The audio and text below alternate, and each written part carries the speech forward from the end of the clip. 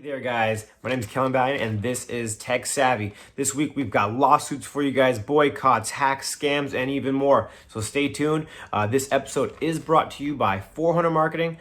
They have everything you guys need from websites to apps and everything in between.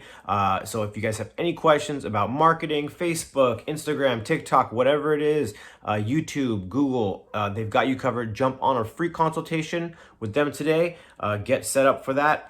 Call the number on their screen right now to get yourself all scheduled up for your free consultation. All right, guys, well, let's jump straight into the news this week. So our first story here is actually about Facebook, and they got served last week, actually. So they are actually being sued by 46 states plus the Federal Trade Commission. So this is not a small deal. This is actually huge. What they're actually being sued for is actually on the grounds of antitrust laws. Not only that, they're being sued on creating a monopoly by acquiring Instagram as well as WhatsApp. And WhatsApp was purchased for $19 billion and Instagram was only purchased for $1 billion. So, you could see, I think we all know the power and how many users are on Instagram, but I don't think any of us would have thought that WhatsApp was 19 times more valuable. So that is something, again, the acquisition of those two companies basically made Facebook one of the largest social media, conglomerates, in the world. And they're not, the Federal Trade Commission as well as the United States are not liking that. Essentially, the lawsuits seeking to unravel these acquisitions. So essentially, if it gets, approved, Facebook might not own these companies anymore. I'm not exactly sure how they would do that, but it would be a very interesting turn of events if this were to happen. Facebook's VP actually, came out and said, these antitrust laws exist to protect consumers and to promote innovation, not to punish successful businesses, which that's what they're saying they are. They're saying that Instagram and WhatsApp wouldn't be what they are today if it wasn't for all the new products and all the money that they've pumped into these companies. But again, if they were acquiring Instagram at $1 billion and WhatsApp at $19 billion, would you say that these were already pre-established companies? I would probably say that. But what do you guys think? Do you guys think that this is a fair lawsuit that Facebook has to fight against, or do you think this is just the government going after them because they're trying to get a piece of the pie or something? I don't. It's a very interesting situation here, but this will be playing out over the next couple weeks, next couple months, and we will keep you guys updated on that. All right, the next story actually, this kind of leads the fact that straight into this is: are you looking for a new social media home? Because right now, this is what the talk is. A lot of people are actually trying to boycott Facebook. In the sense that there's actually a hashtag right now, that people are trending, leaving Facebook. So right now is this very weird time where, we're in this very political stage, and, there's a lot of censorship going on online. There's a lot of privacy stuff that people are, worried about. And I'm going to give you guys 3 apps that you can download right now that their whole claim to fame is that they're not going to censor you or your posts or anything's on there. So the first one is Parler. You guys might have heard of this one. Parler is, again, they're for free speech, and the cool thing is that all of their users are going to be verified. So you actually have to provide some information to get verified on this platform, so that they know that you're not a bot or just some kind of troll with 20 accounts or something to that extent. So again, Parler is actually the fastest growing one right now. I think within the last month they went from like 4 million users to 8 million, so they doubled their user base. So again, if you guys are looking for something like that, that might be a great one. The next one's called Mewi. And this one's great. Again, it's kind of the same situation. It's more of like an Instagram than a Facebook, where it's more just like pictures and stuff like that, and not as much, long posts and, out of the little differences, the nuances of Facebook and Instagram. But again, it's more like Instagram, but there's no ads. There's, no news feed manipulations at all. And, there's no ad targeting. So again, with no ads, there's no targeting. So you're not going to have to worry about, every third post being an ad or any of that kind of stuff, or being targeted by anybody. So that could be a great option as well. And the last one here is called Gab, and this is basically another similar version of like an Instagram, and again, completely uncensored. They are touting that they are not going to be pulling anything down off of there. So again, where free speech comes in, you will have it on not only on Gab, but Parler as well as Mewi. So again, if you guys want to check out any of those, go into your app store right now, type in any of these names. Parler, it's Parler. There's Mewi, Mewe, and Gab is just Gab, guys. So if you guys want to check any of those out, go to your app store right now and get those downloaded. This next story here is actually somebody who got hacked. And it's not really a somebody, because I guess somebody kind of sounds small. This was actually the U.S. government that got hacked. That's the WHO here. And not only, one single department, the Department of Homeland Security, the Treasury, and the Commerce Department all got hit. This just happened over the weekend, and they're thinking that more departments around the United States are going to be calling in over the week, saying that their system is down or something could be going on.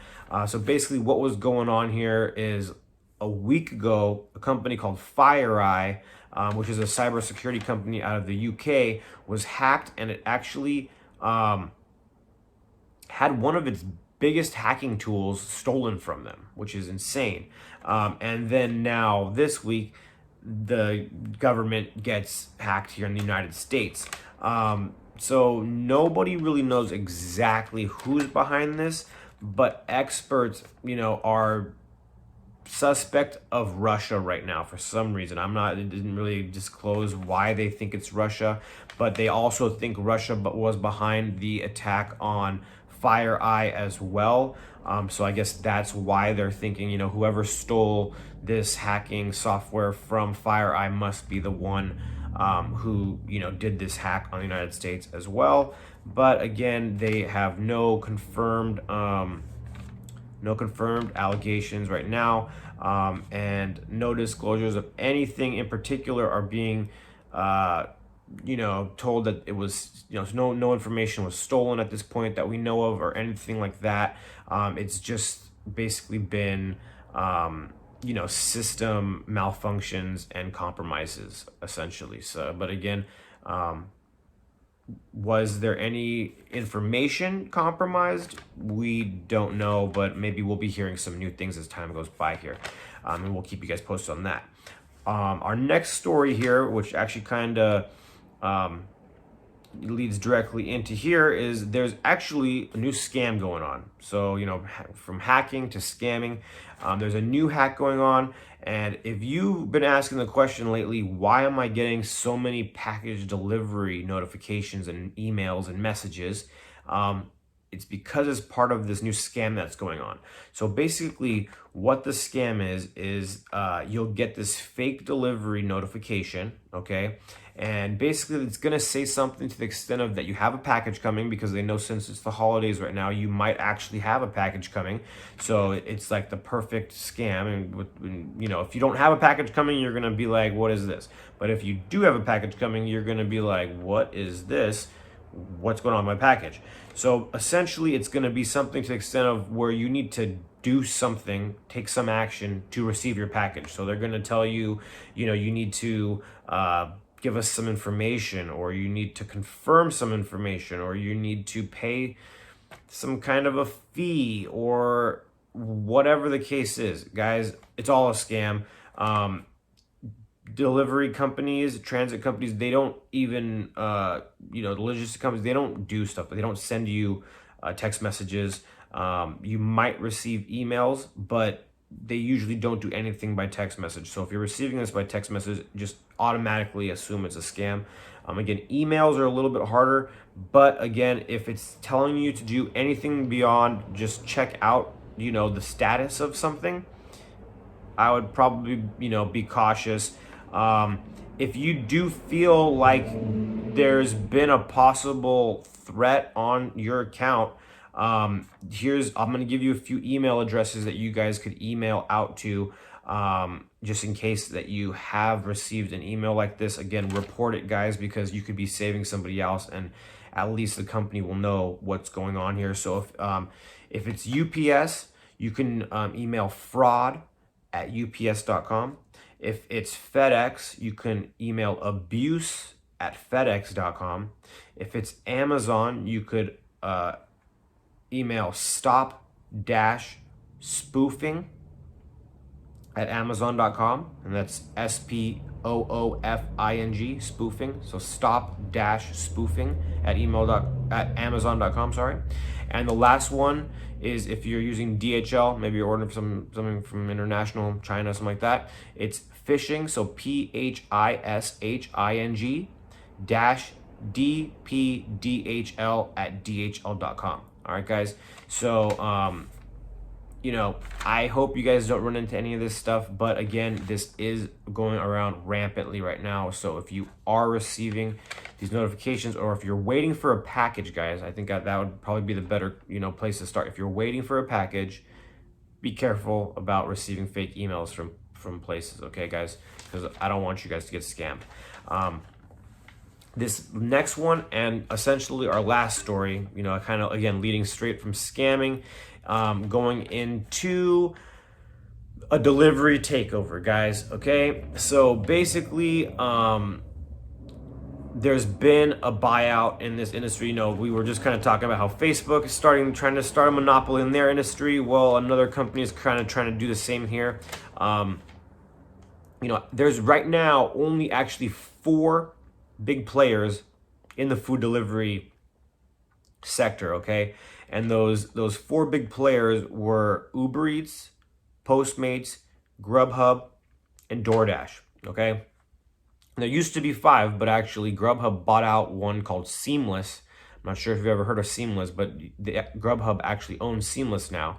So basically, they will be staying separate brands. They're not going to turn into one brand. So there's still going to be 4 big players, but they're just owned by the same company. And unfortunately, everyone's going to kind of lose on this deal that is happening here, just because where there's more competition, there's more competitive prices. And where there's less competition, there's less competitive prices. So now that there's only really 3 players in the game, the prices could go up because they're gonna be charging more now because they don't have to compete as much. So this is not gonna be good. The prices haven't been affected yet, but again, this is brand new news. These companies are making money on 3 different ends, guys. They're making money off of the food, which they're charging the restaurants. They're making some percentage of the food. They're charging the delivery driver a fee of the delivery, and they're charging the consumer extra fees, as well as handling fees and stuff like that. So again, these companies are kind of screwing us all over because, again, before there was no middleman. There was the restaurant and there was you. That was it. Now there's a middleman that's actually getting paid. And on top of that, there's a delivery driver that gets to get paid because they're delivering the food to you. So again, now there's 2 people that are being added in: the delivery driver and this middleman that's connecting the delivery driver to the restaurant. So guys, it's getting a little bit weird out there. Again, the industry is getting smaller and smaller because the big players are buying each other out. So I'm sure you're at this point, you're wondering, who are these companies? So basically, it's Uber Eats and Postmates. So again, these were probably the 2 biggest ones. I don't know, unless you guys use DoorDash or Grubhub more. I think I use Uber Eats and Postmates the most. So now the fact that they're one is insane now. But again, many drivers are actually, they've been complaining for a while about the fact that it's the low pay, they're not getting enough, as far as they're not even getting paid minimum wage because they don't have, because they're independent contractors, which is, it's just sad that they are going through this work. They're out there just like these essential workers working at the stores. They're, almost just as essential out there delivering food to all of us while, we're in shutdown here. So guys, what can you do to help? What can you do to support this industry? Well, it's the same answer as when Walmart came in, or Sam's Club, or they were coming in and putting all the small businesses out of business. What could you have done? You could have shopped locally at small businesses.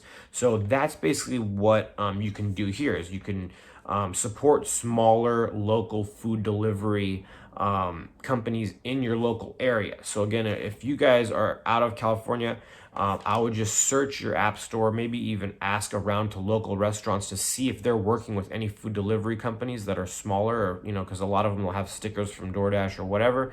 Ask if they're working with any smaller food delivery companies that you could support. If you are here in LA, I'll give you one right now that you can actually help support, that's here, and that's, basically serving Los Angeles County only, and that is called Best Deliveries, guys. So if you want to support a small local food delivery service, go into your app store now, whether they're on Android and iPhone, and just type in Best Deliveries and download that app and get set up, and you'll be able to start supporting a small independent food delivery company, and not be supporting these giant conglomerates that are essentially just trying to create essentially a monopoly in their industry, guys. So again, that's Best Deliveries. You guys can check that out right now in the App Store. It's actually a very good app. I do use it as well. And that's it for this week's news, guys. I hope you guys enjoyed that. Don't forget, if you haven't already downloaded our own app for Togetherness Media, you can check that out and get that into the App Store right now as well on iPhone and Android. Just type in Togetherness Media. As well as, guys, if you haven't jumped on our newsletter, we're giving you updates all the time, so check that out as well. And again, just a reminder, this episode is sponsored by 400 Marketing, guys. If you have any business needs, from websites to apps, marketing, graphic design, and pretty much anything, guys, jump on a call with them. They'll be able to answer all your questions, as well as be able to help you and assist you with anything you guys currently need, from website updates to again, any kind of graphic design changes, banners, if you want a new logo, whatever you want, they can help you out with that. So jump on a free call today, guys. Again, they're limited. They can only take so many calls per day, per week. So jump on a call and get that scheduled today, guys. Other than that, guys, thank you for watching the show. My name is Kelin Balian. You can catch me on Instagram, TikTok, as well as Facebook. And you guys are tech savvy. I will see you guys next time. Have a great one. Bye.